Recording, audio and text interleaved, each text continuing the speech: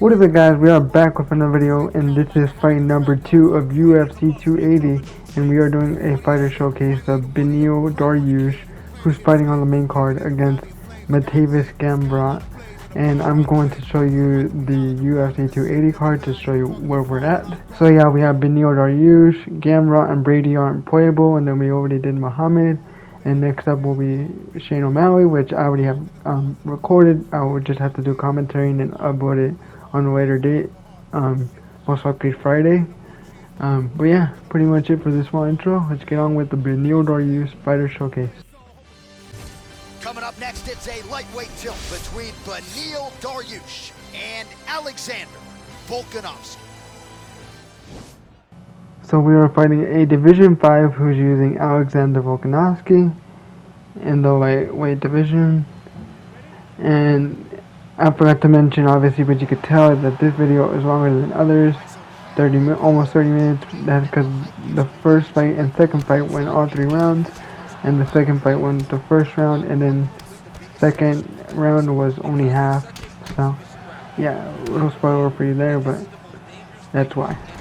So like always, I try to mimic the fighter's style. So I watched Beneil Dariush's 4 most recent fights, including the one he had most recently against Tony Ferguson, which really pained me to watch because I'm a Tony Ferguson fan, and yeah, but I had to watch it. And right now, he has me in half guard. Beneil Dariush is a jiu-jitsu type, but I've said this previously a bunch of times. I am a good player on the feet, but not on the ground. I am pretty okay on the ground for defending myself. But as for anything else on the ground, I am terrible. I am not good on the ground at all. Like, I'm barely passable just to defend myself. That's it. But I managed to block one of his hits. He backs away.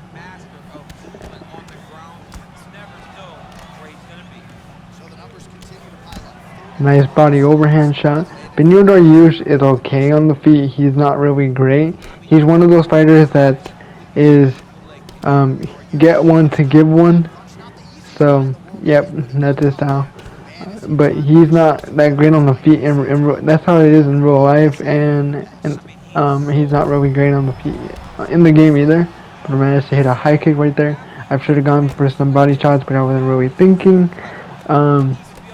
It just depends who I get, especially because I'm doing a fighter showcase. And I'm not trying to go all crazy combo style like you see me on Rink.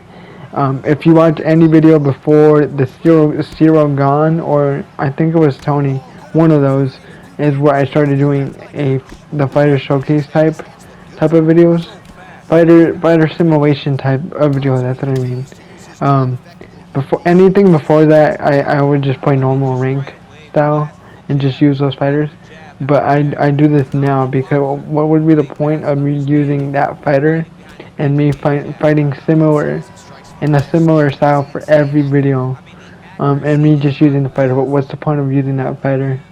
But if you guys want to see me the way I used to play online, just watch anything before Zero Gone, and you guys will get the picture. Yeah. Hit him with the inside leg kick right there. Nice straight from him. I thought he was gonna go low. And we're having a little lag buff right there, just a little bit. Hit him with the knee shot to the body. Nice body shot to him back. But hit him with a little combination right there. Another straight hook combination. I tried to hit him with the overhand. He ducked under it. He's going for the power slam. I don't know what's the point of this. Like, literally 10 seconds left. 1, and the round's over. If I had to guess, he probably won that round. I feel like he landed the more shots, even though I landed that high kick. High kicks don't really mean shit for the game, which sucks because in real life, the judging is scored on damage. But in the game, I don't know. I've heard that it's the same, but if it's the same, then why don't high kicks mean anything? I've gotten like a bunch of stuns before, and they don't mean anything for that round for me. It's just real confusing, to be honest. But it is what it is. I really hope UFC 5 isn't supposed to release until next year of 2023, like mid 2023. And I hope that's because obviously they're working on the next gen version, obviously. But I hope that's also because they're taking their time. They take their time with it, and they just give us a good game. Nice thumb from him right there with the overhand. He manages to knock me down, which is fine. Beneil Dariush is known for getting hurt and stuff. If you haven't seen a fight that he had against Dariush, and I stunned him back, managed to stun him with the straight and knock him down with the uppercut. Here we go with the ground and pound. If you haven't seen a fight with Jiger Koza, I think that's how you pronounce his name. Sorry if I butchered it. You should watch it. It was a really good fight. For the first round, Beneil just had Koza like in backpack position while standing for the majority of the first round, and then in the second round, Koza actually rocked Beneil, and then Beneil came back and rocked Koza and then knocked him out eventually. It was a really good fight. I recommend you guys watch it. Beneil Dariush versus Drager Koza. That's what it is. But some stuff happened right now in the game. It doesn't really matter. You guys could just see it for yourself. I would have just explained what was happening. It doesn't really matter. I've explained it tons of times. Same thing. Him with the high kick right there. Sorry if you hear any background noise.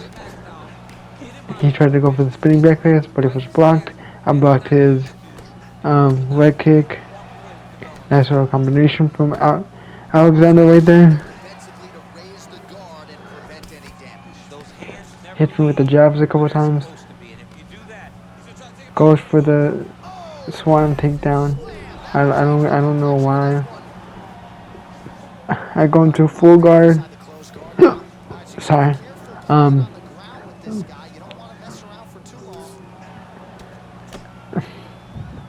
He goes for the ground pound, but I managed to block one of his hits and counter. I managed to go into side saddle. He gives up his back. We're on backside now. Posture up a bit. Go for the ground pound hits. Managed to do some damage right there. He postures up. I wish how you can do the backpack position maneuver. I don't know. I would have to look that up because I would have wanted to do that right there, but I didn't know how to. Even though I was pressing buttons to see if it would pop up, but it didn't. 30 seconds left in the fight. He tried to go for a high kick, but he missed. I take it to the ground. I'm mostly just trying to burn time. I tried to go for the leg lock, but he denies it. He manages to go to backside. He manages to get my back. He's going for the rear naked choke, but with no time, he couldn't get it. I don't even know what the point of that was. Again, I think it would be even, a little even, but if I had to guess, I would say maybe he has it just by a slight advantage, just slightly, because we both got rocked and stuff, and I think I did go check.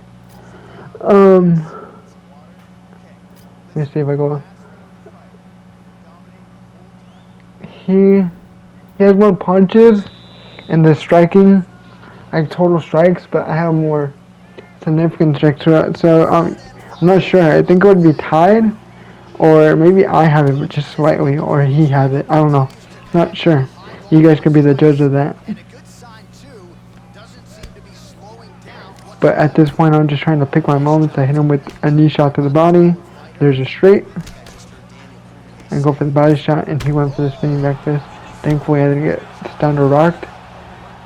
Stunned or knocked down, I mean. But I did manage to knock him down with the hook right there. I tried to go for ground and pound, but I didn't really get much of it. Now we go to half guard. He goes for the escape. He gets it. Nice leg kick right there. Managed to stun him with the straight. And I'm trying to go slow in order for him not to waste my punches. I knocked him down with the uppercut. Now I'm on top. I go for the triangle armbar.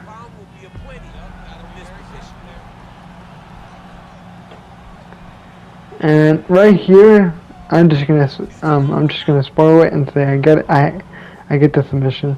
But I think it's interesting because he's a good striker and stuff, and he's Division 5, so you would think he would have experience for submission, but he does not. He's not great submission wise.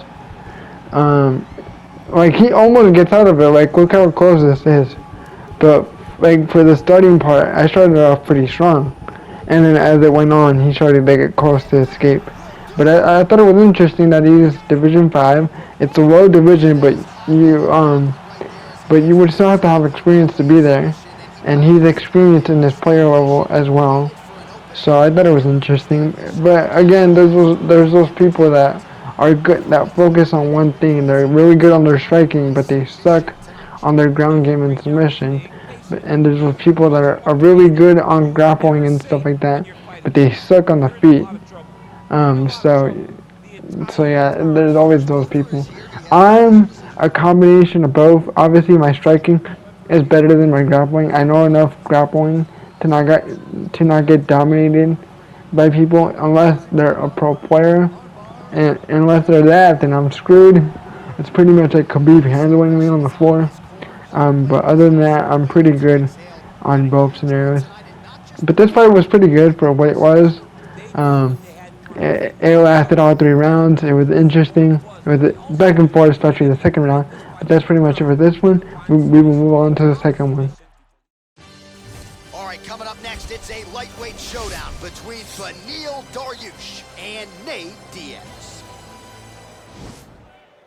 So we are fighting a Division 9 who's using Nate Diaz. If this fight was to ever happen in real life, I know now most definitely it wouldn't happen now. If it was now, Beneil Dariush would definitely win in my opinion. He's still kind of in his prime. He still has like some prime in him. Not really. But if you watched him fight against Tony Ferguson, he destroyed Tony. So he would definitely win if it was now. But back then, when Nate was like in his prime, Nate would win. That's my opinion on that. But he's starting off strong, shooting off shots out top, throwing knee shots, body shots, which is interesting because if you're playing Nate Diaz, Nate's not really known for that, but he's doing a decent job. But I would have gone like with Leon Edwards or Stephen Boy Thompson if I was planning on doing that. So I tried to take him to the ground to see what his groundwork is like. I tried to deny that, but I didn't hit it on time. And again, he's just firing the shots up top. He tries to go for the takedown, but I deny it. He's just pressuring really hard. But I'm not worried. I'm not trying to pressure him back. Because Nate is, he doesn't have much speed. So I don't have to worry about that. If he was using somebody else who had speed and he was pressuring me, then I would have to pressure back a little bit. But I don't really care that much because he's using Nate. And Nate only does so much damage.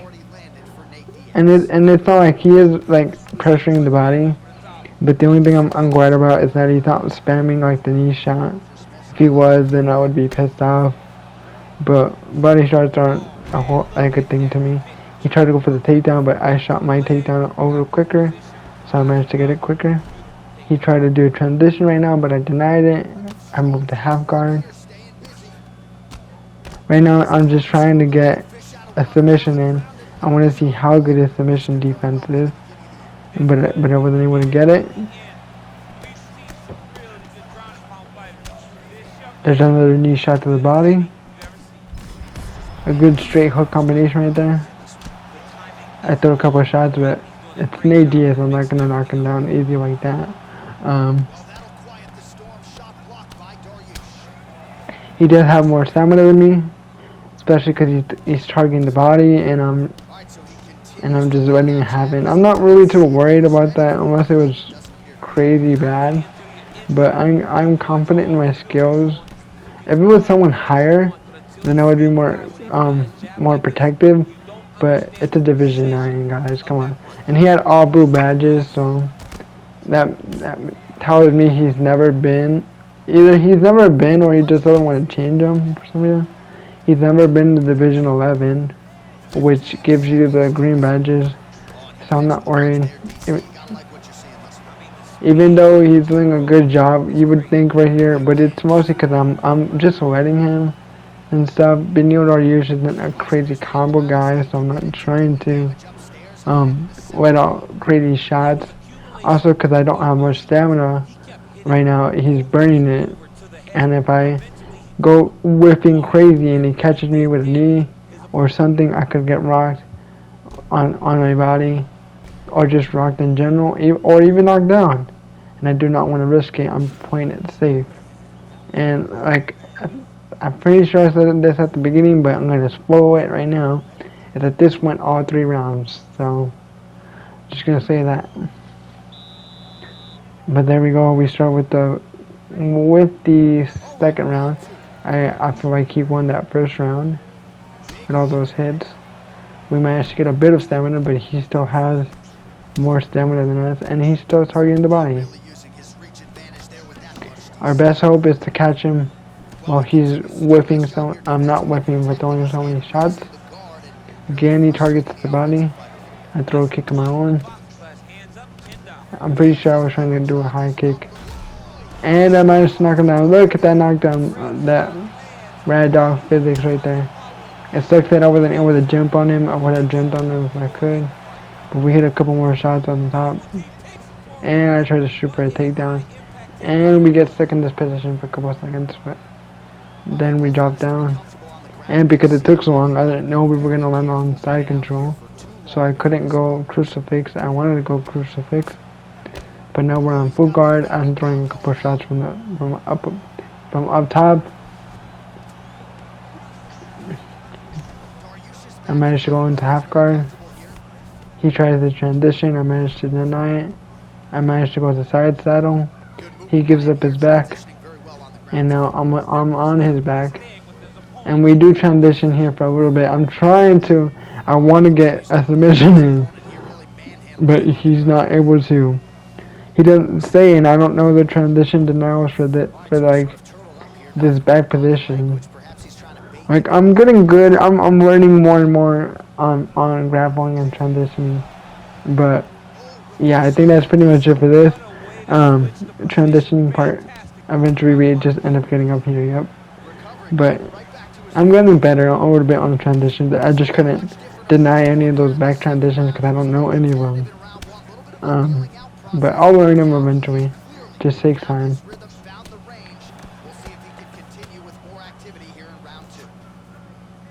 The only good thing about that is that we were able to burn a bit of time, but I'm still pretty low on stamina right now. He's getting a little bit low too, but he has more. He managed to stun me with the overhand. He tries to go for a takedown, but I deny it.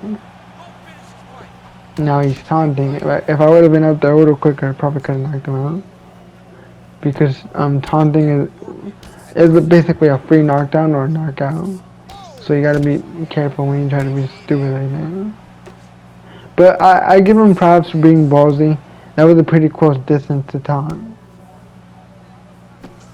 We got 35 seconds left, and he's going crazy with the combinations. He does manage to stun me. We got 25 seconds left. We survived the stun. And at this point, I'm just playing it careful. I managed to stun him with a hook. And we got very little stamina. This was very dangerous.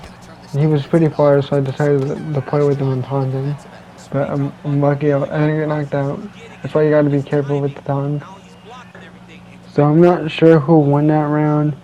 Even though I did get the high kick, only having one knockdown, only being up by 1 is not very good. It helps towards scoring wise, but it's not guaranteed. Like if you were up by 2, it's a nice overhand right there. So I wouldn't be able to know. I feel like he won the first and second. That's how I feel. So I feel like I need to get either the knockout or the submission to win this fight. So third and final round. Here we go. Go for glove touch. Cool. Shoulder circuit there. And he's trying to get with the 1-2 pressure. Nice body shots. Knee shot to the body. Managed to knock him down with the hooks, but didn't let me jump on him. That sucks. There's the 1-2. That was nice. Told you guys those 1-2s are deadly. Especially with Nate Diaz. If you know how to hit him, they could be deadly. Oh, I'm stuck here up against the cage. So I go for the takedown because I was pretty stuck there. He tries to transition. I deny it. We're here on half guard. Again, he tries to transition. I deny it. I go top mount. And I thought I got that denied, but apparently not. And if I would have not denied, I would have done arm bar or triangle arm bar. Going against with that pressure, I need to be careful because I've been taking damage to my body. He could stun my body, but he did stun right here up top.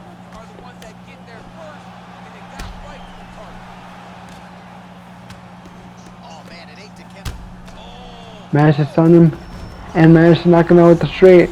Look at that. This is why I tell you guys I was stunned. But if you're confident enough in your ability, you should keep going. Depending of your fighter's recovery, like ability, if he can recover quick enough during being rocked, then then keep striking if you're confident in doing that.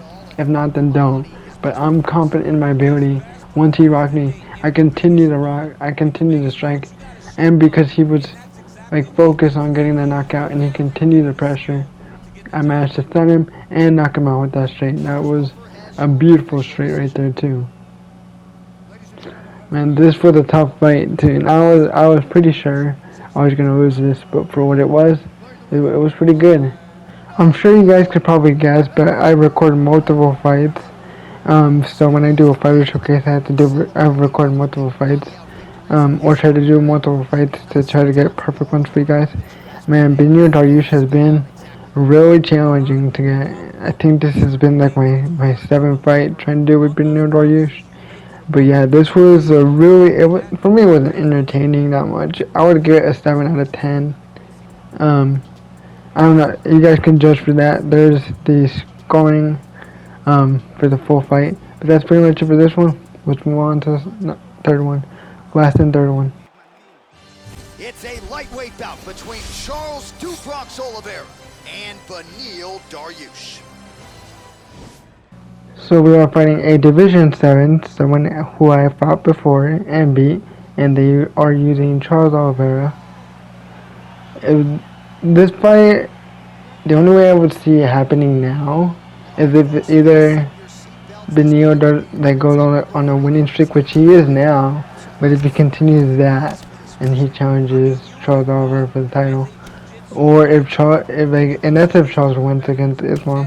But if Charles loses, then I see that happening sooner rather than if he beats Islam. And I'll get into that eventually when I do my Islam or Charles video, which honestly I'll talk about it in both, but I'll talk about that later on.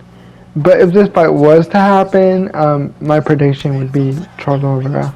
He would win. Good striking from this guy right now with Charles.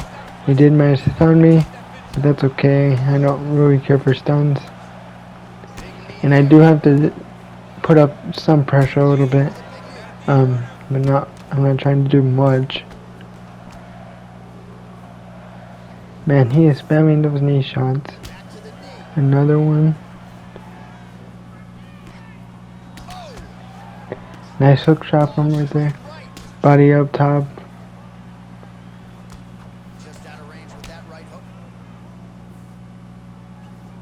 I honestly don't remember facing this guy, even though it says I have.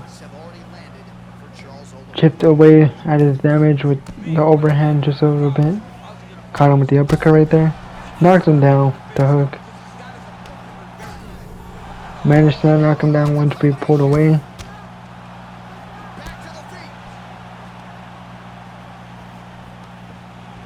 I go for the takedown. I do manage to get it. I'm in crucifix. Managed to get one elbow in. Throwing a couple jabs just at him, just to chip away at the head damage. Because if I do forearm shot and he's blocking, then it burns my stamina, so it's not really worth it. He manages to go to side control. I try to go to guillotine to see what his submission game is like. He is trying to freak out for some reason. Charles Vera has the best submission defense and offense in the lightweight division. I don't know if anybody in the game in general. I don't know of that because I don't know every character, but I know for sure he does in the lightweight division. So I don't know why he was freaking out in those first couple seconds, but he did break out of submission. He is now in half guard. He's throwing a shot up top. I don't know why, but I managed to dodge enough to order to pull away. Hit him with the body shot. Nice hook shots.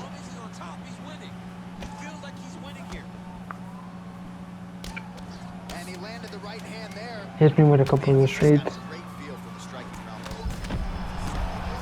Hit him with the jab hook.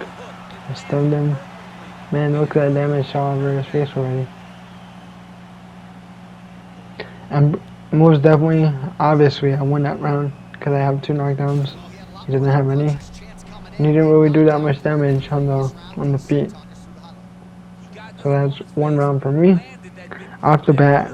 But you can't get too confident because obviously the tables can turn. You can't do that. I've experienced this so many times where I'm like, man, I'm dominating the fight and stuff, and the tables turned. Same goes for me, where I'm getting dominated, and I'm like, man, this fight's over, and I've made a comeback out of nowhere. So you can't get too confident, and you can't shut yourself down like that either, because you never know.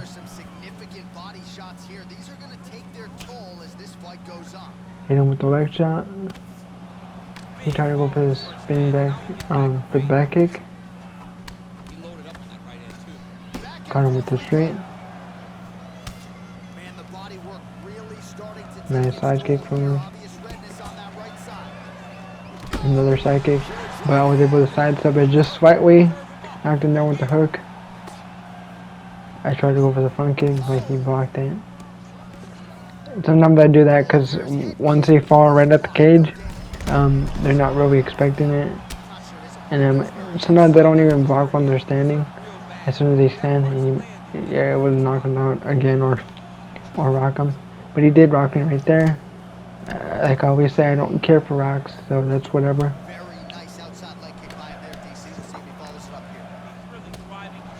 And jumping elbow, didn't do nothing because I was blocking. I really don't understand why people pick grapplers just because your opponent picks a grappler.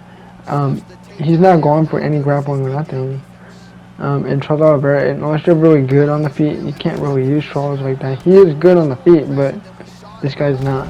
And I managed to knock him out with a high kick right there, man. It looked like he was going for something spinning, like a spinning back fist or a spinning kick. You can see he turned his back, and I managed to catch him with a high kick. That's why you gotta be careful. You guys can see right there. He tried to go spinning something, spinning back fist, spinning back kick, whatever it was. But I caught him in the back of the head, and that was. If you catch someone in the back of the head, that's always a knockout in the game. But this fight was better than the other two. Obviously, this is why this is the last fight, and this was a pretty challenging showcase, I'm not gonna lie. Like I said, I had to do multiple fights for Beneil Dariush just to get these. And actually, I actually had a 4th fight that I kind of wanted to include, but I didn't want to make this any longer than it already was. But yeah, this was the 2nd fight for UFC 280. We'll be back with Shane O'Malley, which I already have recorded. I just need to do commentary, and I will see you guys soon in the next one. Peace.